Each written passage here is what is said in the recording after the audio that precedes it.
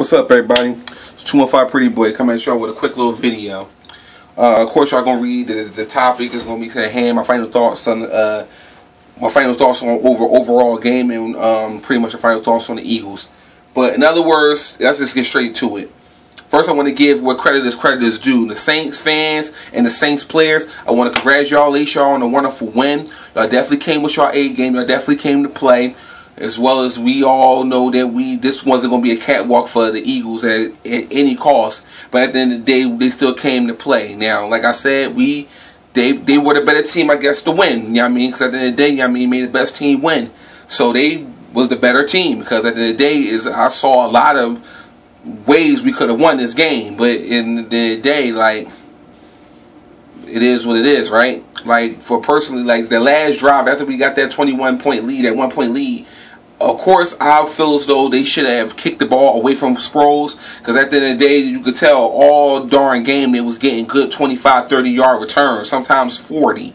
But then again, that last one, I mean, caused us to get a shoulder collar grab for 15 extra yards and put them in perfect field position to be able to run the clock on us, which was very well done, because they executed the job of the run game, because they ran on us all darn night. But hey, it is what it is, right? Nothing we can do. But like I said, I'm gonna give a final, you know what I mean, shout out to the Saints and the Saints fans. You know what I mean, y'all deserve to go through it, because I know y'all had a tremendous trying to get it back where y'all needed to go, because at the end of the day, y'all was missing Sean Payton and y'all couldn't really progress without him. So at the end of the day, y'all got something to be proud of as well. And then that's that. Now I'm gonna jump on to us Eagles fans. Eagles fans, we have a whole lot to be happy for. Why? Because at the end of the day, it doesn't stop here. It doesn't stop here. Because why it doesn't stop here? Because first of all, we got to be proud of one thing. One of them is because we have now got a coach that we can count on that can obviously get us back into the position of being a playoff contender and possibly a Super Bowl contender.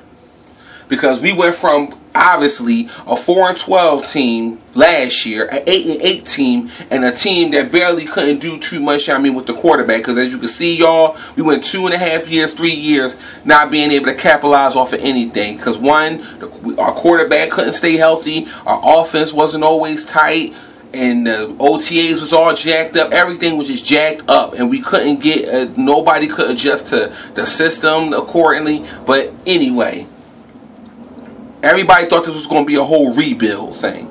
I wish people would stop saying this is all a rebuild, because at the end of the day, you got to remember, some of the players from Andy Reid's era are still here. So at the end of the day, I'm going to get into that too. But at the end of the day, this is not rebuild. Because at the end of the day, Chip Kelly still worked with what he had, and he still made it happen. Between him, Billy Davis, they all, and the rest of the coaches on there, shout out to them, they made it happen with what they had. Whether it's with a pro, a vet, a 10-year vet, a rookie, they made it happen. And I'm very grateful that we have made it this far to a 10-6 record, better than a 4-12 and an 8-8. We made it to the playoffs, for crying out loud. Not to mention, we got to be grateful that, you know, I mean, we made it to the first round and beating the Cowboys. At the end of the day, everybody said from the beginning that it was either going to be the Cowboys or the Giants, and neither one of them did anything. We made it. We rise to the occasion. So now I'm gonna jump into the next thing. Of course, a lot of people will say Chip Kelly is a genius. Trust me, he's not all the way a genius quite yet. And the reason why I'm going to say that is because I'm going to point it out for you. Chip Kelly hasn't quite got everybody on this team that he really wants. Like, I'll go back to you and let you know. Like, when I went back and just said that, I mean, he did with what we had. Let's be realistic here. Chip Kelly wants the entire Oregon on this team. The entire Oregon. Because if he can bring everybody from Oregon, whether it's the whole offense, the whole defense, he will do so. And I'm going to be realistic with y'all. Because at the end of the day, he turned Shady's yards better than ever with just him. Just with Shady being Shady. And of course, Jackson's yards were outstanding this year. He pretty much turned everybody, made everybody look like superstars all over again, due to the fact that the offense and the scheme was fit, perfect for him. So imagine if he bring a couple Oregon State University guys in here into the system that already know Chip Kelly and they know the system. God knows what else could go on. But like I said, we can't necessarily all the way give him the full benefit credit yet. Because at the end of the day, Chip Kelly's not done. He is not done.